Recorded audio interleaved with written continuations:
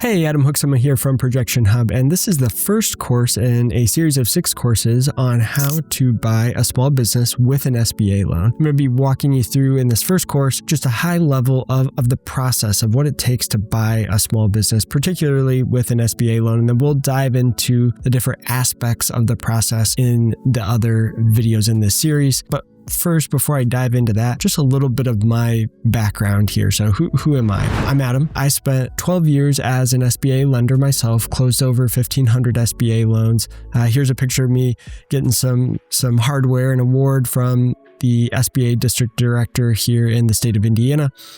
And when I was a lender, I actually started ProjectionHub. And what we do at ProjectionHub is help folks create financial projections, business plans, and ultimately walk through the SBA process. But when I started ProjectionHub, it was really mostly, the name kind of gives you a hint here, it was really mostly about the projections, about the numbers. Our clients, when we ask them to create financial projections, which the SBA will require for any startup or acquisition deal, our clients always struggled with the numbers. They struggle with the projections. And so that's why I started ProjectionHub, to try to help make that process a little bit simpler. And fast forwarding about 13 or 14 years now with ProjectionHub, we've helped over 50,000 businesses create financial projections and ultimately go through the process of trying to raise capital. With that context, I wanted to be able to put together a course that is, one, free, also that kind of just puts everything that I've learned through this process of learning myself from all these different sources. I'm just like many of you.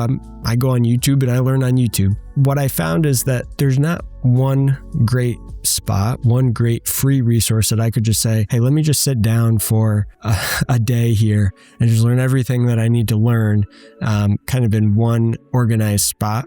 Now, there are programs, if you're going to be buying a $5 to $10 million business, raising capital from investors, then you might benefit from some of these premium paid programs that do exist out there that are, I think, really strong, create a bunch of value. But that's not my typical customer. My typical customer is buying maybe a local butcher shop for $1 million, right? And they're not going to spend $10,000 on a premium workshop or training program. And so I wanted to be able to provide something of value, hopefully, that is going to give you kind of the whole walkthrough of what you need to know without overwhelming you too much, and letting you learn at your own pace as well. So here's the roadmap that we're going to go through. This first course, just a high-level introduction to buying a business. Course number 2 is really going to be focused on SBA because, again, this whole series is built around the assumption that you're buying a business with an SBA loan.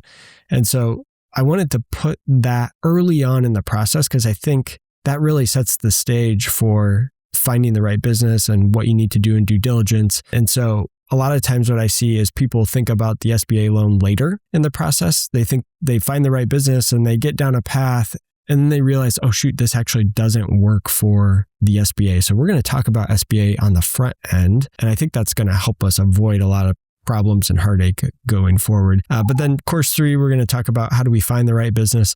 Course 4, once we find a business we want to buy, what kind of due diligence do we need to do? After we've gone through due diligence, if we still like the business, okay, now how do we put together a package that's going to be compelling to an SBA lender? What do they need? What do they want to see? And then finally, what's the process of closing the deal? So I would expect that kind of each course, kind of put in your mind maybe 30 minutes of content here. So we've probably got about 3 hours worth of content. I've probably watched or listened to hundreds and hundreds of hours of content. I've gone through the process with dozens and dozens of clients. I've closed 1,500 SBA loans, but really been on the financial modeling and going through the SBA loan process with dozens of clients looking to acquire a business just within the last year. And so pretty keyed into the process and want to be able to provide some guidance to you as you enter into this. So with that, the first thing I like to talk about here is just why buy a business versus just starting a business from scratch. Well, at least the idea is that there is some lower risk when you buy a business that's already has an existing customer base, a proven business model. It has a historical financial track record. So the idea would be, hey, I'm buying this business. It's already working. And so I just need to be able to prove to myself and to a lender that I can come in here as a new owner and just not screw things up. And as long as I don't screw things up, this business is already working. When you're starting a brand new business, it's not working. Nothing's working yet, right? You're starting from scratch. And so it's just a lot of times a harder hill to climb starting versus acquiring an existing business. That's the theory, at least. And so that's why folks think about buying versus starting new. There's also, in theory, a faster path to income. So if you get the purchase price right, and again, if you structure the deal correctly, you should be able to cash flow. You should be able to pay yourself a salary from day one. And there is this idea of J-curve that you'll hear of in the acquisition space. So J-curve meaning you start by going down and you come back up the other side. You should probably expect that in your acquisition journey. You're going to buy the business and something's going to go wrong right away. But hopefully you have an easier path to the J, the upside there. Whereas in a startup, that's tough. I mean, you're probably burning cash. It's not going to be cash flow positive. It's not likely to be able to pay you a salary from day one. And the ability to do an immediate salary for a lot of folks who are, especially if you're like leaving a corporate job where you're used to a particular salary, your lifestyle is built on this salary, and you need that. That's why a startup isn't really an option for a lot of folks. They need that acquisition of an existing business that can cash flow a salary for them. And then finally, there are better financing options. SBA lenders really prefer existing businesses. So if you came to a lender and said, hey, I've got a startup loan request for a new med spa and I need $750,000 and doesn't make any money right now, right? It's a brand new startup.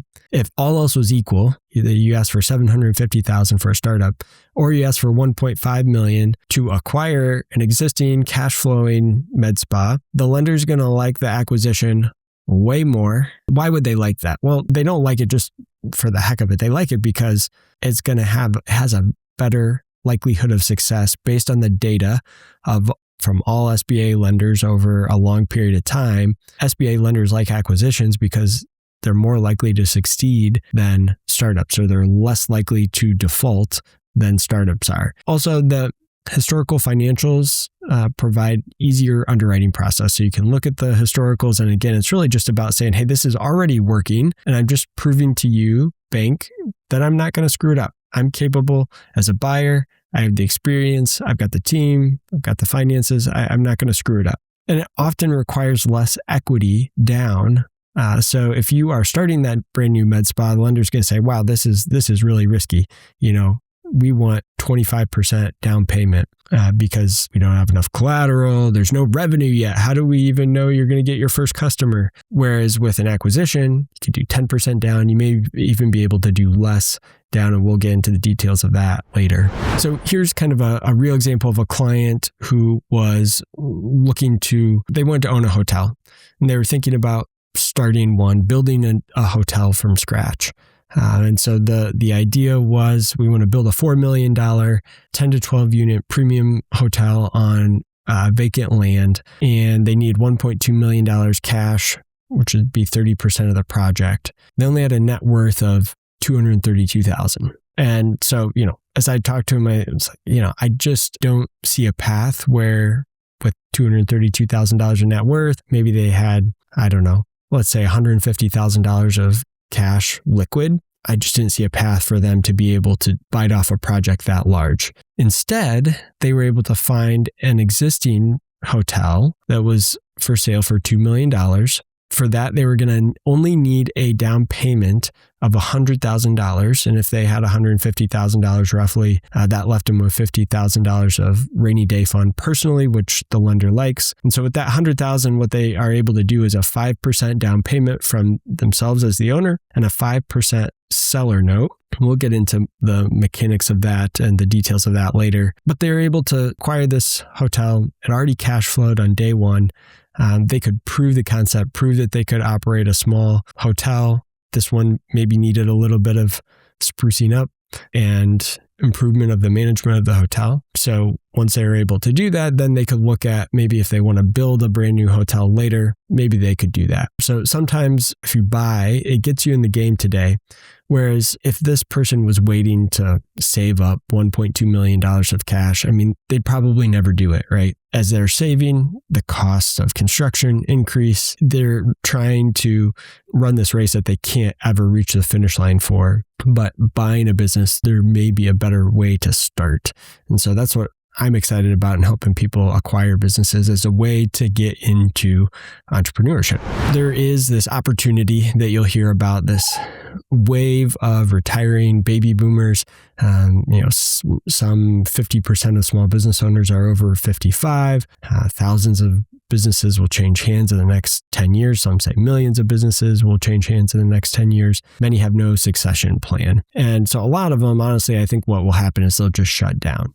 But there are many that will be available to be acquired. So what's some of the downside, I guess, for the economy in general, or for the US, for your state, for your community? Maybe private equity acquires and consolidates all these small businesses and jacks up prices and maybe shuts businesses down and then ends up destroying that wealth or destroying jobs and taking the wealth out of the community. And so the better opportunity we believe for communities and hopefully for you as a buyer is to become the local buyer, keep these successful businesses in the community, owned in the community, build wealth in your community, and hopefully more quickly capture profits. Now, I just want to say, expect the J curve.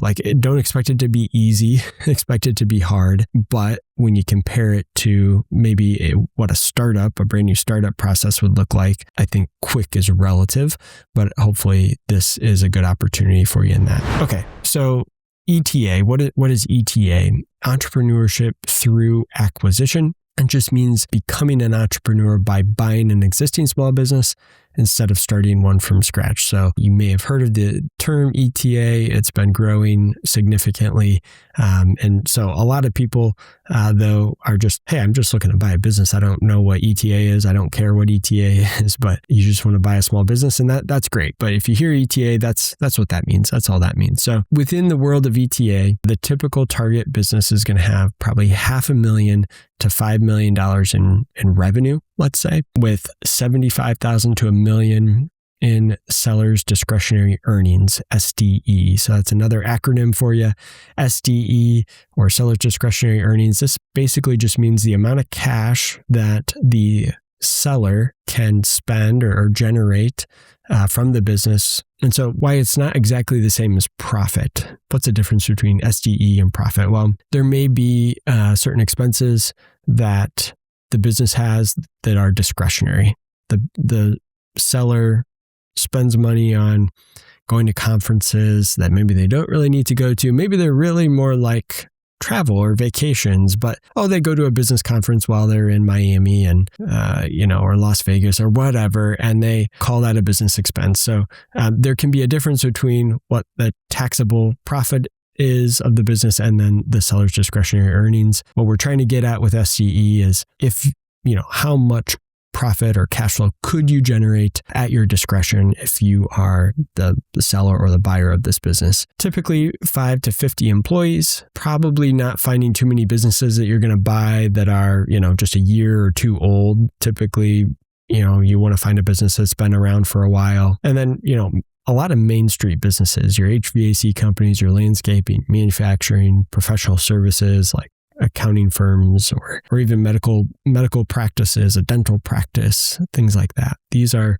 the typical target businesses. So that's kind of the target business. What's the target kind of buyer profile? There are the kind of corporate executives or corporate management folks that are looking to switch careers. They want to get out of corporate. They want to be their own boss, and they have those transferable management skills. And they think, hey, I could buy a business. I could replace my salary, my current corporate salary, by buying this business. Hey, I get to be my own boss. A lot of upside there. There is the industry insider or the business insider. So like the employee buying the business from their retiring boss. or their owner. And this is really strong, a strong buyer profile because you know the business kind of inside and out already. You know the team. Hopefully, you know the customers and you know the processes. And so SBA lenders really like employee buyout type of deals. There's also the serial entrepreneur who already owns one business and looking to acquire and scale or maybe roll up multiple of the same type of business. Or it could be looking to acquire different types of businesses that maybe are complementary. Maybe it's not exactly the same as that. We're not looking to acquire 5 different landscaping companies. Maybe we have a landscaping company and we want to acquire a lawn equipment sales company, that's kind of complementary or relevant, but not exactly the same. So that we see that often as well. And that makes for a good case as well. And then there's kind of the operator technician approach. So you've got, a plumber or HVAC tech who knows the trade, who's an expert and skilled tradesperson, and they want to buy the business. Those are also good examples of, a buyer profile. So let's just look at what a typical structure of a deal looks like. So let's say you have a $1 million business that you want to acquire. Okay, so the sources of the funds of that $1 million purchase price, you're probably looking at 10% down payment as your typical standard. So you as the buyer, you're going to bring $100,000 of cash to the transaction. Then maybe you get an SBA 7A loan. The 7A loan program is the typical program used for acquisitions. Maybe that loan is for 85% of the deal. So $850,000. And then you've got what's called a seller note for the remaining 5%. So for $50,000, you've got a seller note. And that just means that you are going to pay that seller that last $50,000 over a period of time. And depending on how you structure the deal, you may put that seller note on full standby to the SBA, which means you can't actually pay anything on that seller note until you've paid the SBA loan off. Now, you've got that 10% equity down payment requirement, right? So let's say you wanted to buy this business, but you've only got $50,000 available. You don't have this $100,000 available. How do I come up with the 10% equity? Well, if the seller is willing to give you a seller note for that 5% and put it on full standby, meaning they can't receive any payments until the SBA loan is paid, then the SBA will allow that seller note to count towards your equity. So you could, in theory, buy this business where you as the buyer only bring in $50,000 of cash, you bring in 5%, seller note does the other 5%, and then you do 90% financing with the SBA loan. Now, there's one more thing I want to point out, and we'll see it here, is that oftentimes people think, okay, the purchase price is $1 million. There's a big difference between what is the purchase price and what is the total project cost, or what's the total transaction here. When we look at the use of funds, so the business purchase price is $1 million, but you need to start with some cash in the bank on day one, right? You don't want to start with zero. How do you make payroll that's due in 3 days once you buy the business? Well, you need some working capital. And so you should always have build-in working capital into your business acquisition. And then you're going to have closing costs. And that can vary. You also need to think about the SBA typically has SBA loan guarantee fees.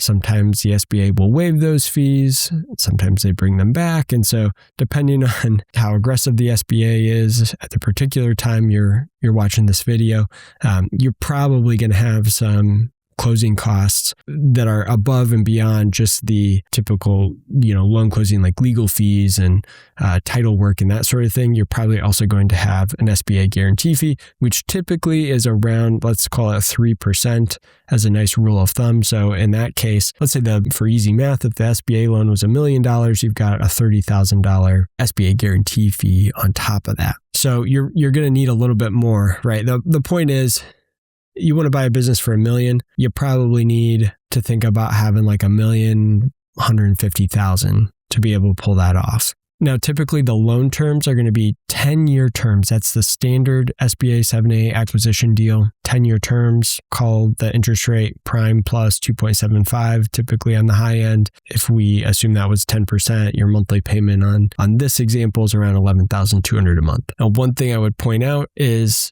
if you are buying real estate, so if the acquisition includes real estate and that real estate is greater than 50% of the total loan proceeds, you can actually do a 25-year term instead of a 10-year term. And so that would really dramatically reduce your monthly loan payment.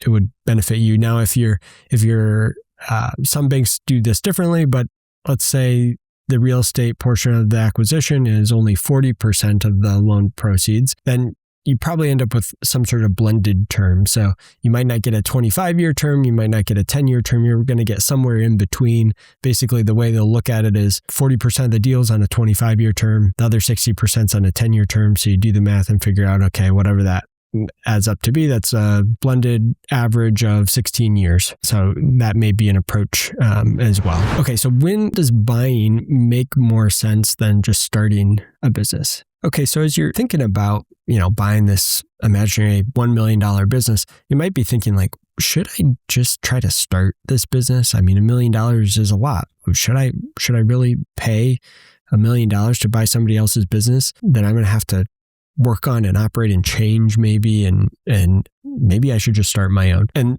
sometimes that is the case. You probably should just start your own, but I wanted to kind of give you some examples of when I think it makes sense to buy versus when it probably makes more sense to start. So things like businesses that require significant infrastructure, physical construction of things like a hotel, a restaurant, manufacturing business, where you have a physical location, you've got to build, right?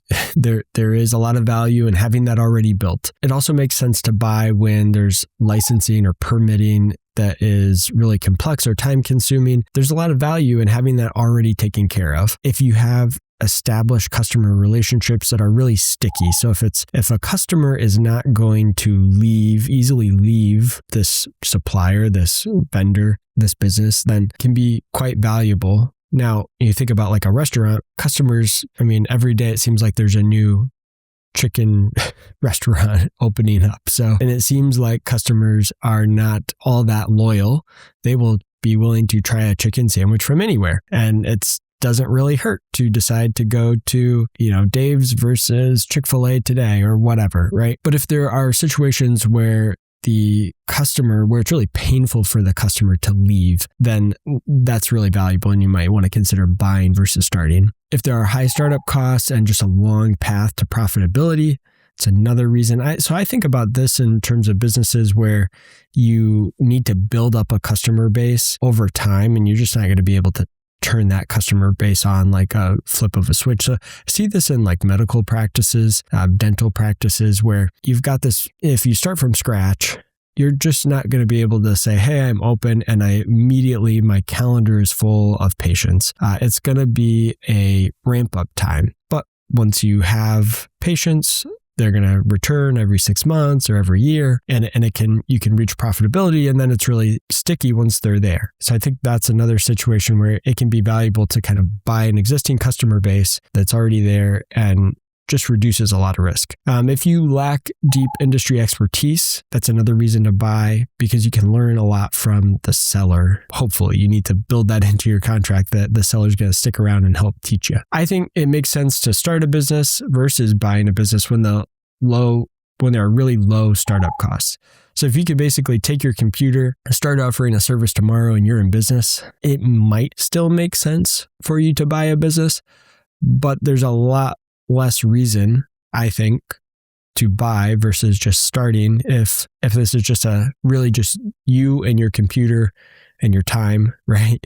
If that's the business, then it can be hard to come to grips with, should I pay $1 million for this thing when I could just buy a computer for $2,500 and try to find my first customer? If you have a truly innovative product or service that is really unique, it makes sense to start. Then if there are existing businesses in the market that are poorly run, so basically you can't find a good business to buy, and all these businesses in the industry you want to be in seem like, oh, this is going to be so much work to turn this around, I might as well just start from scratch and not have all the baggage of the existing business. And they're so poorly run, I think I can open my own business doing the same thing and outcompete them right away. I don't have to pay anything for it either. If you have deep expertise and an unfair advantage, can make sense to start.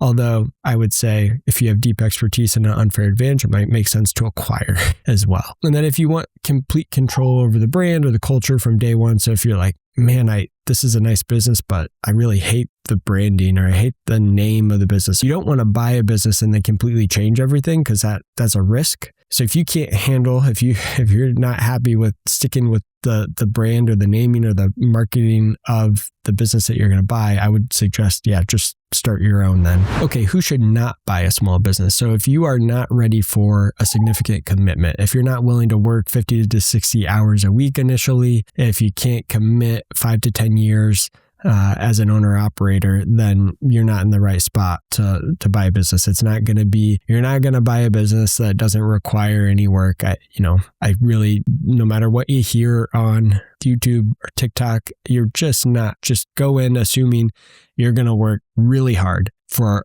way longer than you wanted to or expected to. If you are risk averse, so if you're uncomfortable with signing a personal guarantee, if you're not willing to pledge your home equity as collateral, or you need a guaranteed salary, you can't handle the variability of a salary. Like if you I need this $10,000 paycheck every single month, and I couldn't go a month with skipping a paycheck, then this isn't for you. You're probably going to skip a paycheck at some point. If you're using SBA, you're going to have to personally guarantee the loan. And we'll get into this more later with SBA deals, but you're also going to need to pledge your home equity as collateral if you have equity in your home. Now, there are some tricks around that. So if you don't own a home, you don't have to pledge a collateral. And also if you have no equity. So if you have a first mortgage and then maybe you had some equity, but you took out a HELOC, home equity line of credit, and that kind of eats up the equity, you don't have to pledge as collateral. But the point remains, if you are personally guaranteeing an SBA loan, a federal government loan, you really do not want to default on this. So that means you need to be really confident in the deal, right? Confident in the deal. You don't want to just turn the keys over to the bank, and that's not going to be good for you. But you're also going to have to be willing to have a little bit of risk. There's just no way to de-risk the deal completely. And then I would say, if you just don't have the right skill set, so if you really hate managing people, don't buy a business where you're going to have to manage people. If you have trouble making tough decisions, or you've never had any experience making some tough decisions, that's a risk. You could do it and you might learn by fire, but just be careful there. Firing employees is tough. If you haven't done it before, especially, make sure that you're willing to make tough decisions. You're going to be able to make tough decisions. And then if you prefer being an individual contributor versus leading a team, again, that's probably not a great fit for you to be the business owner. All right, so let's talk about how long this takes. I talked to a lot of people. They're like, hey, I just decided I want to buy a business. Can we close next month? No, it's going to take a while. And so this is kind of your 1-year roadmap journey here. That's probably about the most optimistic, fastest that I would expect you to see. So phase 1 is the search. So I would kind of budget 3 months to define your search criteria, start finding deals, talking to brokers, doing some initial screening. So it's probably going to take you longer, but let's just say it takes you 3 months to find an initial deal. Okay. Phase 2 is start to analyze that deal, do some initial talks with the seller, do a financial review, get a rough idea of what you think the valuation should be. That's going to take you 2 to 4 weeks. And then you decide to make an offer or not, can offer with a letter of intent to purchase. And if the seller agrees to that, then you're going to go into full due diligence. And I would say, plan on 60 days from when you have that letter of intent from the seller that's signed, spend some time doing due diligence. And then phase 4, once you have gone through due diligence and you and the seller have agreed, then you're going to try to find your financing. I would say, at any point in this process, you can talk to a lender sooner rather than later. And I would certainly encourage that. Like during phase 1, start talking to some lenders and say, here's what I'm trying to do. But phase 4 is kind of when we need to actually pick a lender and move forward. So we select a lender, go through the application and underwriting process and get SBA approval. 60 to 90 days is what I would expect. And then finally, that close and transitioning the business, again, 30 to 90 days. Kind of once you have that full SBA approval, you're probably looking at 30 days to close at a minimum for an acquisition. There are a lot of moving parts in an acquisition deal. And so just plan on at least 30 days after you've got a full SBA approval to close. So you can see all those phases add up to like 11 months. So I think, just have in your mind that this is going to be a journey. This is not something you decide. This is my, New Year's resolution. And by April 1st, I'm going to be operating a new business. Probably not. Okay. So plan on it as a long-term commitment. And it's going to take a while to find the right business. All right. So we're getting close to wrapping up here, but some key mindsets going in. Just, again, you want to be a long-term operator, not trying to flip a business here. So think 5 to 10 years out. Focus on building value, not a quick flip. SBA is going to require that real commitment from you as the owner operator. Patience and volume. You're going to need to review a lot of deals. Most of them aren't going to work. You're going to need to just take some time to build quality deal flow referrals from brokers and just gain an understanding of how to review a business. You just need repetition. You need to be comfortable with uncertainty. Every business is going to have some issues. There's not a perfect deal. If it's a perfect deal, it's not going to be a perfect price. So, which makes it not perfect. It's going to be really expensive if everything is just really buttoned up. So you're just going to need to learn to assess what is acceptable risk. And if there's just no amount of acceptable risk, then this probably is not the right thing for you. And then you need to have a bias towards action. So if you're just keep analyzing the deal and you just keep asking more and more questions to the seller, you're going to kill the deal that way. So you need to understand your risk tolerance, and then you need to move. And you need to get comfortable making offers, and you got to learn by doing, not just researching. So this is your research part, but I want you to get out there and start trying some stuff, talking to different sellers and start asking questions and start reviewing financials. And those are the types of things that we want to encourage. So we'll go into that in more detail in the upcoming courses here. So before course 2, a couple things that you could do, pull your credit score. So, just go to Credit Karma. That's fine. Just see what it is there. If you want to be more specific, you could go to all 3 bureaus and kind of understand what your score is from all 3 different bureaus. Make sure there are no errors or issues. And you need to have probably a 650 credit score as a bare minimum. So if that's a barrier, if you got a 550 credit score, start working on that first. That's step 1.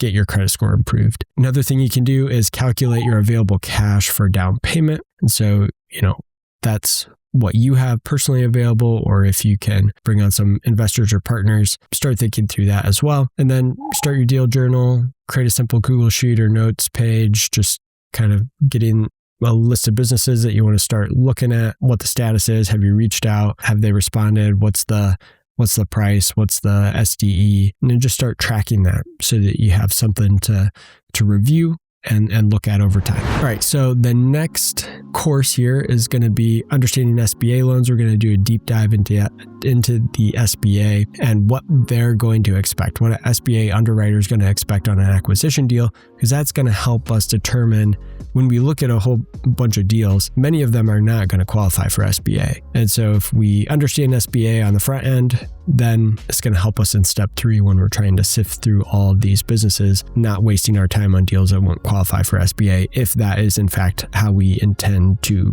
make the acquisition. So these are the courses coming up. We are going to put a link in the description of the video below to all of the courses as they come out. So you'll be able to access each of those courses. So if you found this to be helpful, it'd be really helpful to us if you would like the video, subscribe to the channel, because we're going to keep releasing more relevant videos for folks that are looking to buy a business. And so would love to get your feedback. So feel free to reach out to me directly, adam@ProjectionHub.com. I'd love to hear from you if I can review a deal for you. If you're in the process or just want to talk through what it takes to buy a small business, happy to talk to you. So feel free to reach out, and we thank you.